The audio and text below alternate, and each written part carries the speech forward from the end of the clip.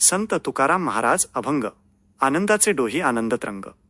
आनंदची अंग आनंदाचे एक काय सांगो झाले काहीच नवे सांग. तुटले हे रंग जाणीवेचे दोन बुडालो हे नदी डोह तोची झाला.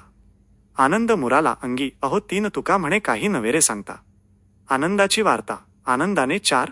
अभंगाचा भावार्थ. मिनिंग. भक्तीचा परमोच्च आनंद. तुकाराम महाराज म्हणतात की मी आनंदाच्या अशा डोहात पाण्याच्या खोल साठ्यात पडलो आहे जिथे चहूकडे फक्त आनंदाच्याच लाटा तरंग उसळत आहेत. माझे संपूर्ण शरीर आणि अस्तित्वच आता आनंदमय झाले आहे.